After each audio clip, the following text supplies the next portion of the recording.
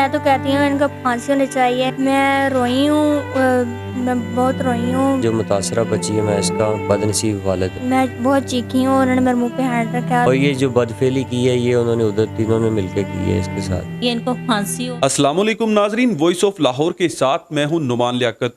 ناظرین, 12 تاریخ کو لاہور کے اندر ایک بڑا ہی دل خراش واقعہ پیش آیا.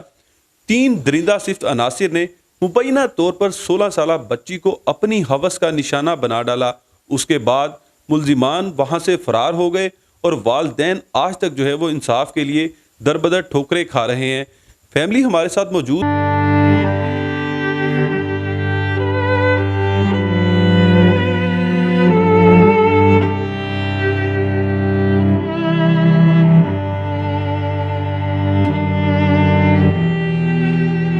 بچی ہے میں اس کا بدنصیب والد ہوں. اچھا, یہ واقعہ ہوا کیا, کس طرح سے یہ واقعہ پیش آیا؟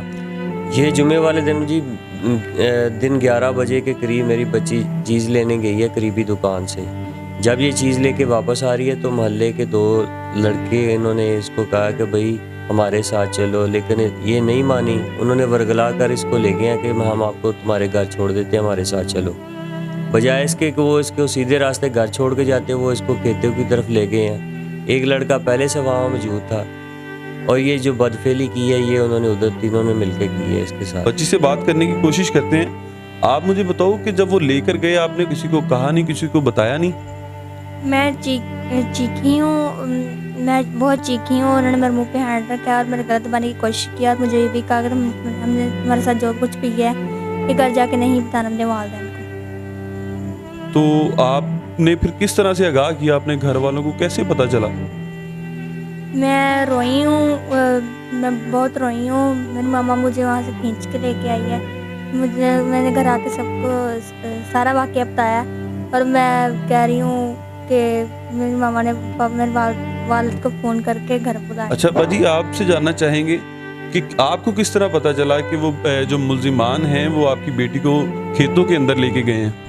میں ادھر سارے گلیوں میں ڈھونڈ لیا تھا, پھر میں نے کہا شاید ادھر گئی ہو, تو میں اس لیے ادھر گئی تھی تو وہ سامنے میں پڑی ہوئی. وہاں پر وہ ملزمان نہیں تھے اس وقت؟ کوئی بھی نہیں تھا, بس میری بچی اکیلی پڑی ہوئی تھی, میں اس کو لے کر گھر آئی. آپ ایک ملزم پولیس نے پکڑا بھی ہے, آپ کو کتنی امید ہے انصاف کی؟ دیکھیں جی, مجھے کوئی امید نہیں.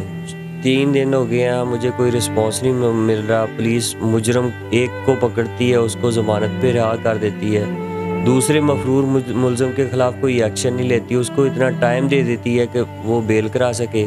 آج مجھے پتہ چلا جی کہ وہ دوسرے ملزم نے بیل کرا لی. مجھے انصاف کی کوئی امید نہیں, اعلیٰ افسران سے کوئی امید نہیں. یہ رہنے والے کہاں کے؟ ایک میرا ہمسایہ ہے, محلے دار ہے, اور دوسرا ایک میرا بالکل قریبی ہمسایہ ہے اور دوسرا محلے دار ہے, اور تیسرا نامعلوم ہے. وہ بچی شناخت کرے گی جب بھی اس کی ہوگی. آپ بتاؤ کہ وہ جو ملزمان ہیں اگر وہ آپ کے سامنے آتے تو آپ ان کو پہچان لیں گی؟ پہچانوں.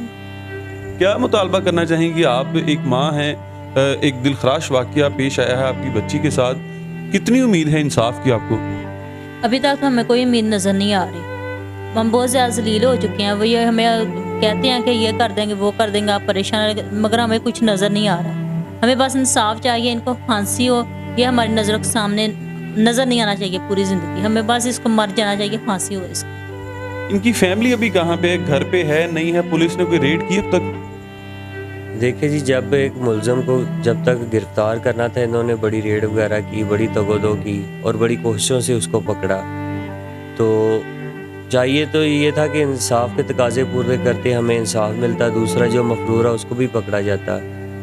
تو انہوں نے ایسا کچھ نہیں کیا. ملزمان کو بڑا ٹائم دیا تاکہ وہ اپنی بیل وغیرہ کرا سکیں. فیملی ان کی اس دن سے مفرور ہے, اور ہمیں آئے دن پھر ادھر ہی رہے ہیں سارے, اور ہمیں دھمکیاں مل رہی ہیں, بلیک میل کیا جا رہا ہے کہ بھائی صلح کر لو, اگر صلح نہ کی تو ہم آپ کی لڑکی کو بھی مار دیں گے اور آپ کو بھی مار دیں گے.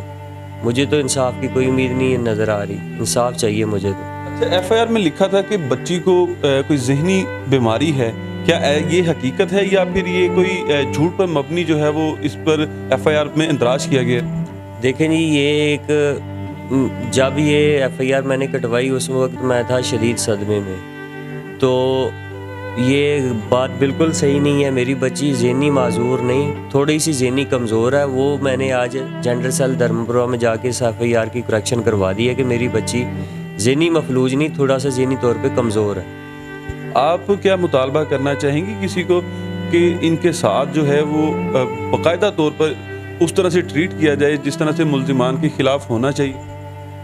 میں تو کہتی ہوں ان کو پھانسی ہونی چاہیے, ان کو بہت زیادہ پھانسی ہونی چاہیے, مر جانے چاہیے میری آنکھ. ناظرین, یہ وہ بد نصیب فیملی ہے جن کی بیٹی کے ساتھ یہ تمام تر واقعہ پیش آیا ہے. محلے داروں نے ہی مبینہ طور پر بچی کو جنسی زیادتی کا نشانہ بنایا ہے.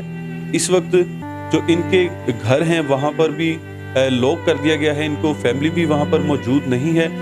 ہم کچھ محلے داروں سے بھی اس پر بات کرتے ہیں کہ گلی محلے کے اندر ان کا کریکٹر کیسا تھا. ناظرین, یہ وہ گھر ہے جو متاثرہ فیملی ہے جن کی بچی کو مبینہ طور پر زیادتی کا نشانہ بنایا گیا. یہ گھر ہے اس ملزم کا, ارسلان اس کا نام ہے, جو اس وقت اس کے گھر کے اندر آپ دیکھ سکتے ہیں کہ تالے لگے ہوئے ہیں. یہاں پر کچھ محلہ دار بھی ہمارے ساتھ موجود ہیں, ہم ان سے بھی جاننے کی کوشش کریں گے کہ ان کا محلے کے اندر جو کریکٹر ہے وہ کیسا ہے. فیملی تو یہاں سے جا چکی ہے لیکن محلے داروں سے پوچھتے ہیں. اچھا, میں یہ جاننا چاہوں گا کہ محلے کے اندر ان کا کریکٹر کیسا تھا, کیا وہ لگتا تھا کہ کوئی اس ٹائپ کے لڑکے ہیں؟ تھانہ میں گئے ہیں, انہوں نے ریکارڈ نکالا تو پرانے ریکارڈ ان کے یہ ہیں کہ ڈکیٹی کے کیس ہیں ان پر, اور مبینہ طور پر اس وقت ہم تو یہی چاہتے ہیں کہ ہماری بہن یا بیٹی کو انصاف ملے, کیونکہ زیادہ تر ایسا ہوتا ہے کہ پیسے کھائے جاتے ہیں اور چھوڑ دیا جاتا ہے مجرم کو. ہمیں یہاں تک پتہ چلا ہے کہ پولیس والوں نے پیسے بھی لیے ہیں 50,000. سر, میں آپ سے یہ جاننا چاہوں گا کہ ان کا کریکٹر کیسا تھا, کیا کسی محلے دار کو ان پر شک نہیں تھا کہ کس ٹائپ کا لڑکا ہے؟ نہیں, بالکل کوئی شک نہیں.